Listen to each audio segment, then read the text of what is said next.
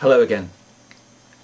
Professional documents tend to be used by their reader rather than read from beginning to end.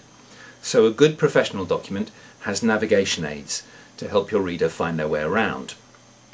Now, the most important of those navigation aids are the summary and the introduction, which we have already discussed. Other navigation aids would include headings, a contents list, your title page, numbering systems, resource materials such as references, bibliography, glossary, appendices, and graphics. Headings are probably the most common navigation aid, and you should use them carefully. Each heading can give your reader a sense of what they're about to read in the section. And as a contents list, headings can also help to sell your document. Probably the most important rule about headings is not to overdo it. Don't use too many headings, for example.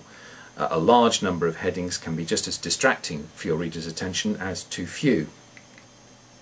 A good heading has high scanning value. What that means is that the reader will understand a lot from a very few words. So a good heading is accurate, specific, concise, and attention-grabbing. You can be quite creative in your use of headings, and indeed finding different styles of heading can also help you think about writing your text in different ways. The style of the heading will often be dictated by the style of the document, of course.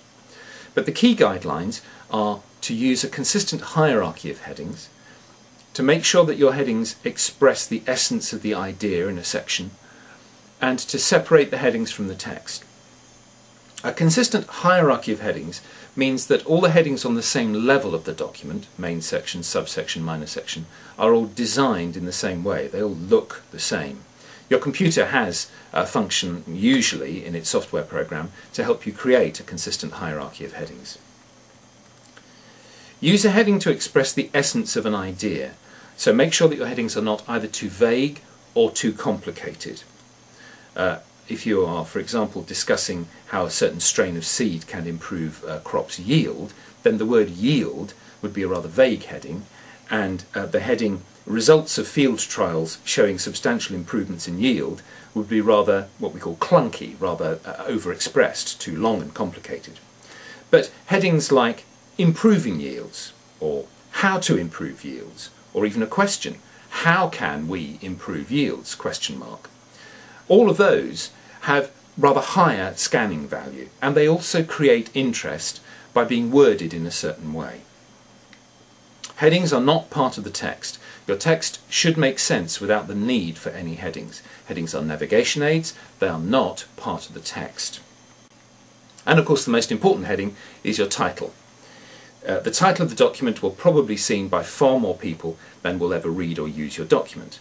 And it will be seen also in mechanical or electronic databases and stores, search engines and so on.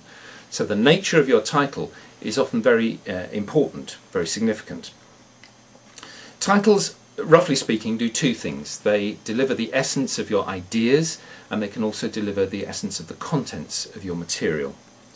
So, like any other heading, a title should have high scanning value. Lots of meaning, few words.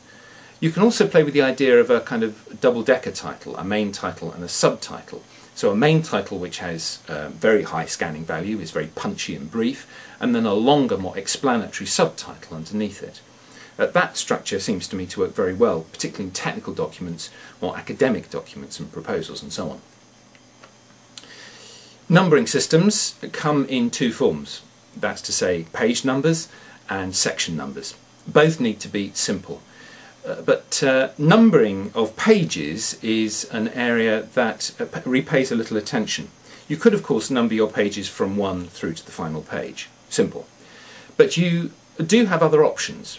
You can use lowercase Roman numerals, for example, for numbers prior to, say, the introduction. And more formal documents will often do that. You could number your pages by section. So the pages could be numbered 1/1, which would be the first page of section 1, through to 1/7 before moving on to 2/1, which would be the first page of section 2. Or you could write page 1 of 56 through to page 56 of 56. Both of these are quite useful techniques for helping your reader make sure that they have all the pages in the document and that nothing is missing. As regards section numbering, my own preference is for a simple decimal numbering system. So section 1 would have subsection 1.1, minor section 1.1.1, and so on. Such a decimal numbering system seems to me to be simple, elegant, and to display immediately the structure of your material.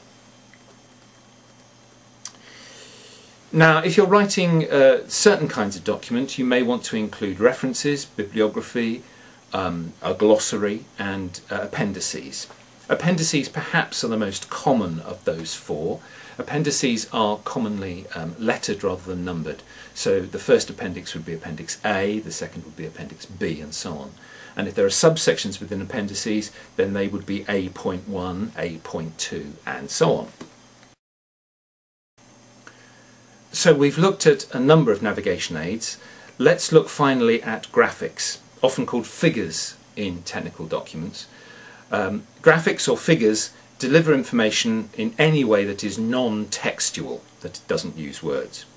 So graphics would include pictures, maps, diagrams, drawings, but also the more obvious graphics such as bullet points, tables, bar charts, pie charts, flow charts. There are three basic rules for graphics of all kinds. Number one, keep them simple. Your reader should be able to understand one idea from a graphic upon looking at that graphic immediately. Keep the text to a minimum, both within the graphic itself, if it's not a photograph, and around the graphic. Most graphics are titled, and the title should be, as all titles are, simple, and it should have high scanning value. The title should be clearly related to the graphic and not seemingly part of the text. So separate the graphic with its title clearly from the text around it. And place the graphic finally on the page where you discuss it. The basic rule, though you don't have to follow this, is to make the point you want to make and then introduce whatever graphic illustrates it. Don't give us the graphic first and then discuss it. Bullet points are probably the most commonly used graphic of all, and many writers use them almost without thinking about them. There is a kind of sense that if we put everything into bullet points, somehow it will magically become easier to understand. That's simply not true. Bullet points are not punctuation. That's another important point to make. They are a graphic, so they should be used, as with any other graphic, carefully and sparingly. No more than 2 lists on any one page, no more than maybe 5 or 6 items in any one list, and use bullet points only for things that you genuinely want to list. All the items in a bullet point list should be grammatically constructed in parallel. That's to say, if the first element of the list is constructed in a certain way, then all the items in the list should be constructed in the same way. Make the points in the list consistent with the platform that introduces them. The platform is my word for the piece of text that introduces the list, that will end either in a colon or a full stop. And indeed improve the platform, put more text into the platform, so that you can remove text, unnecessary text, repeated text, from the bullet points themselves. So, remember that there are a number of different kinds of navigation aids to help us find our way around a document. The summary and the introduction are the most important. In this video we've looked at headings, a contents list, a title page, numbering systems, resources like references and bibliography, glossary, appendices, and very briefly, graphics. All of those are elements that will help your reader to navigate the document, find their way around it more easily, and all of them will make your document easier to use.